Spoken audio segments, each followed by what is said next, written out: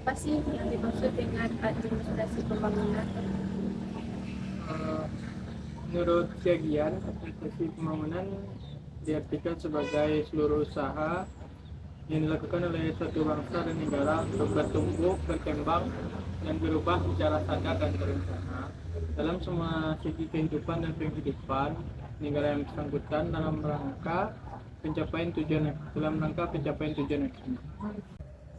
Apa yang melatar belakangi administrasi pembangunan?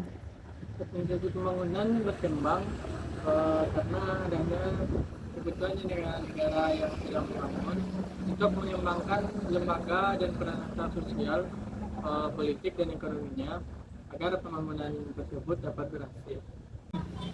Apa saja sih ciri-ciri administrasi pembangunan itu? Ciri-ciri administrasi pembangunan yang pertama adanya orientasi administrasi dalam mendukung pembangunan. Yang kedua adanya peran administrator sebagai unsur pembangunan. Lalu adanya perkembangan terjadi dan administrasi pembangunan memiliki ciri-ciri yang lebih maju daripada administrasi negara. Lalu menurut Anda, bagaimana langkah-langkah administrasi pembangunan tersebut? Dalam administrasi pembangunan, adapun langkah-langkah yang harus dilalui adalah yang pertama perlu adanya penumbuhan motivasi, lalu yang kedua perumusan dan pengambilan keputusan politik, yang ketiga tentu adanya penegakan dasar hukum, yang keempat penentuan rencana pembangunan nasional, yang kelima yaitu penentuan program kerja, dan terakhir baru kita bisa menentukan proyek-proyek pembangunan. Selanjutnya, apa perbedaan administrasi pembangunan dengan administrasi negara? Administrasi negara sering diartikan sebagai kegiatan kerjasama dalam penyelenggaraan negara dengan memanfaatkan segala sumber daya untuk mencapai tujuan bernegara. Sedangkan administrasi pembangunan juga merupakan sebuah bentuk kegiatan kerjasama, tetapi lebih difokuskan dalam proses pembangunan.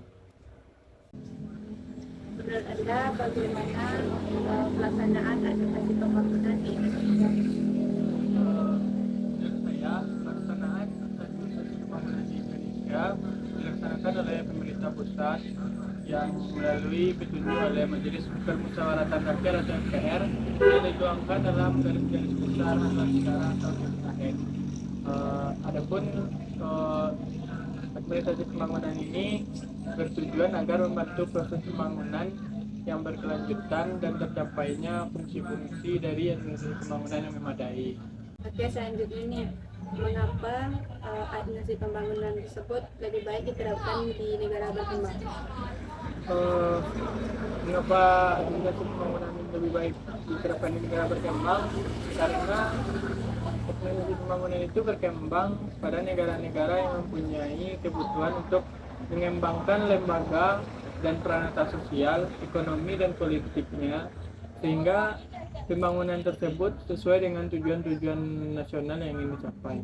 Oke, selanjutnya, bagaimana sih model pembangunan negara Indonesia dilihat dari sisi perspektif pembangunan berkelanjutan? Menurut saya, pembangunan berkelanjutan adalah pembangunan yang tidak berfokus pada pembangunan material saja, tetapi juga memperhatikan pembangunan spiritual atau sumber daya manusianya terlebih dahulu. Dikarenakan pembangunan sumber daya manusia akan membentuk suatu pembangunan yang lebih berkelanjutan dan pembangunan material yang bisa dimanfaatkan dengan sebaik-baik, memperhatikan daya guna dan keberlanjutan. Apa saja 10 tantangan dalam administrasi pembangunan? Tantangan dalam administrasi pembangunan tersebut antara lain yaitu globalisasi ekonomi, masalah pengangguran, tanggung jawab sosial, pelestarian lingkungan hidup, keanekaragaman tenaga kerja, konfigurasi demografi, penguasaan dan pemanfaatan iptek, dan terakhir yaitu bidang politik. Nah, tadi kan di dalam administrasi pembangunan ada 10 tantangan. Yang pertama itu kan globalisasi ekonomi. Bagaimana tantangan globalisasi ekonomi tersebut? Eh, Globalisasi ekonomi itu menyebabkan batas-batas ekonomi di di antara negara-negara itu menjadi tidak jelas. Seperti adanya investasi asing, adanya perusahaan multinasional. Ini menyebabkan negara-negara yang maju secara ekonomi itu mendominasi perekonomian dunia, sehingga pembangunan hanya berpusat pada negara-negara yang maju secara ekonomi, sementara negara-negara yang tidak bisa bersaing dalam ekonomi global itu tidak bisa melakukan pembangunan secara berkelanjutan. Nah, selanjutnya nih pengangguran. Seperti apa sih tantangan pengangguran di dalam administrasi pembangunan tersebut? Eh, yang namanya pengangguran itu berarti kan masalah pada sumber daya manusia gitu.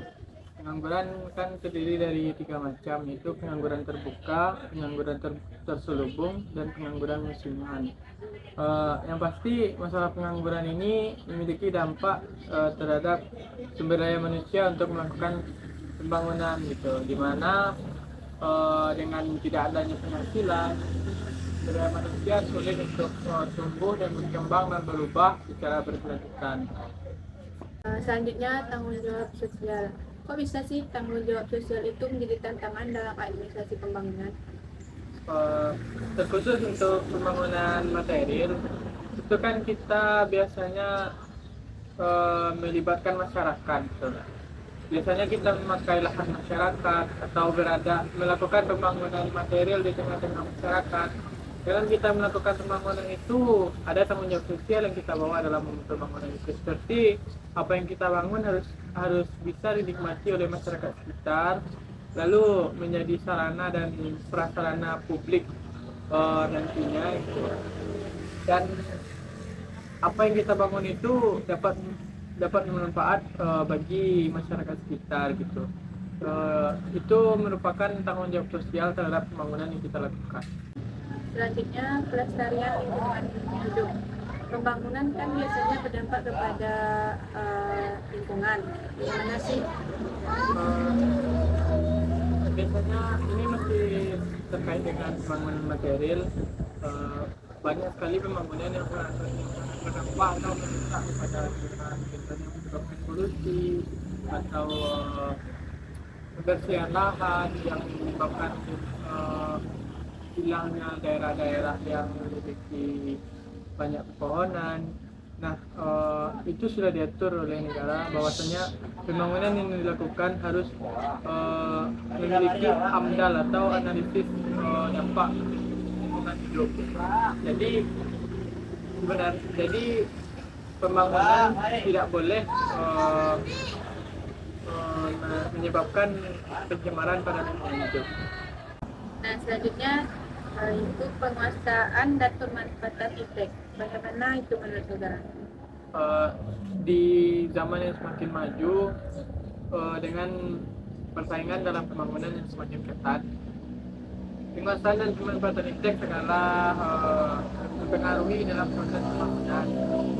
Pertama, karena teknologi semakin berkembang, semakin berubah, jadi iptek sangat diperlukan untuk mengupgrade pembangunan yang kita lakukan, untuk mengembangkan pembangunan yang kita lakukan dan pembangunan yang dilakukan sesuai dengan kebutuhan sains dan teknologi. Selanjutnya nih, bidang politik. Bagaimana sih bidang politik tersebut menjadi tantangan di dalam administrasi pembangunan? Yang namanya pembangunan tentu yang terlepas namanya dari bidang politik, karena politik yang berwenang mengeluarkan kebijakan perizinan yang mempunyai hak otoritas atas pembangunan sebuah negara. Terkait dengan good governance dan bad governance, ada peran-peran pihak politik yang memang mementingkan pembangunan untuk kesejahteraan masyarakat, namun ada juga politik yang memprioritaskan pembangunan demi kepentingan pribadi atau kalangan tertentu. Ini sangat mempengaruhi dan bisa menjadi tantangan bagi administrasi pembangunan di masa yang akan datang. Karena jika pembangunan tidak ditujukan untuk kesejahteraan masyarakat dan lebih ditujukan kepada